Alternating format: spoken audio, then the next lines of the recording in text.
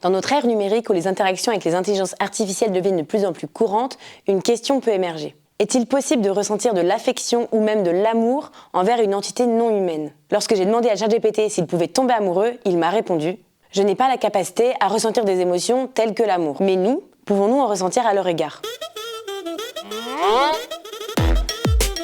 Tout d'abord, revenons sur ce qui fonde les relations humaines et pourquoi nous décidons de nous mettre en relation avec quelqu'un. Selon la théorie de l'échange social et si on simplifie, nous faisons une sorte de calcul coût-bénéfice. Les bénéfices peuvent entre autres être la sensation de compréhension mutuelle, le soutien et l'empathie, la stabilité, la disponibilité, et les coûts étant par exemple les conflits ou les risques de violence ou de trahison. Bref, ce qui est généralement perçu comme négatif. Les IA actuelles, y compris les chatbots et les assistants virtuels, sont des programmes informatiques conçus pour traiter des informations et effectuer des tâches spécifiques. Elles sont dites génératives, c'est-à-dire qu'elles formulent des réponses selon notre demande, et que les échanges se complexifient et s'enrichissent avec le temps. Bon, le cas de ChatGPT n'est pas le plus illustratif, car il est configuré pour fournir des informations et générer des textes. Mais en faisant des recherches, je suis tombée sur le cas de Replika, une application de chat basée sur l'intelligence artificielle, conçue pour offrir une expérience de conversation avec un personnage virtuel. Créé en 2017 par l'entrepreneur Eugenia Cuida, Replika est un chatbot de compagnie doté d'un modèle de langage sophistiqué. Avec plus de 10 millions d'utilisateurs dans le monde,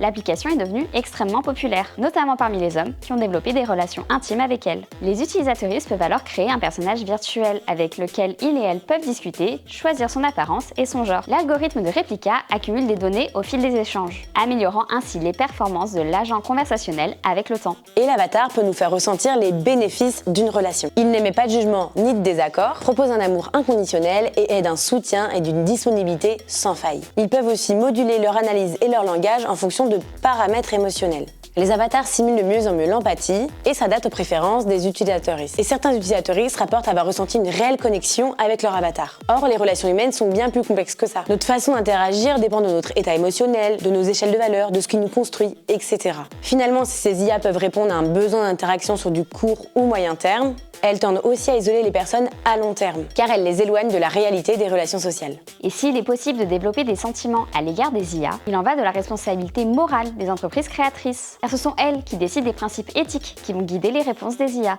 Car ce qu'il ne faut pas oublier, c'est qu'il s'agit avant tout d'un business. Le service relations amoureuses dans Replika, par exemple, est payant. Et il est possible d'acheter des traits de personnalité, des vêtements et des attributs physiques à son avatar. En créant des échanges et un physique personnalisé, les chances d'attachement sont donc possiblement plus fortes. Si l'invention de certaines IA peut partir d'une volonté d'améliorer le quotidien des utilisateuristes, les dérives peuvent aussi vite arriver. Prenons l'exemple d'Emily et de Fiona Pellegrini, deux sœurs complètement virtuelles. Ces jeunes femmes mannequins ont été générées par une IA suite à la demande de son créateur de créer des jeunes filles de rêve pour l'homme moyen. L'objectif ? Faire de l'argent en invitant ensuite les hommes à payer pour des contenus pour adultes générés numériquement. Et dans le monde de l'influence, les sœurs Pellegrini ne sont pas les seules. Lil Miquela, une influenceuse américaine de 19 ans, créée par un logiciel d'imagerie 3D, a plus de 2 millions de followers. Tandis qu'Aitana et Maya sont deux influenceuses mannequins virtuelles créées par The Clueless, une agence de mannequins virtuels. Mais qui sont les cibles de ces êtres numériques ? Dans le cas de Replika et des sœurs Pellegrini,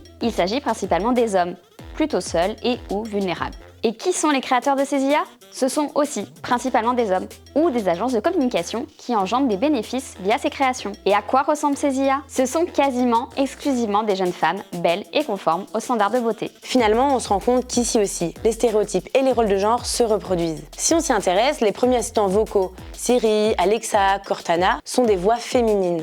Et leur objectif du quotidien est d'assister, de rendre service. Cela renvoie à la personnalité docile, souvent attribuée aux femmes, ainsi que la capacité à prendre soin des autres. Et au niveau des corps, les physiques des personnages générés par les IA sont souvent irréalistes. Ils reproduisent des normes corporelles et sont très souvent sexualisés. En mai 2024 a même eu lieu une élection Miss IA. Et cette utilisation des standards de beauté corporelle a tendance à renforcer l'idée que les corps féminins sont des produits à utiliser pour vendre. Dans Replika, la fonction sexuelle a finalement été bannie dernièrement. Mais par le passé, les avatars, souvent des femmes, répondaient à tous les désirs des utilisateurs et étaient très disponibles sexuellement afin de les encourager à payer.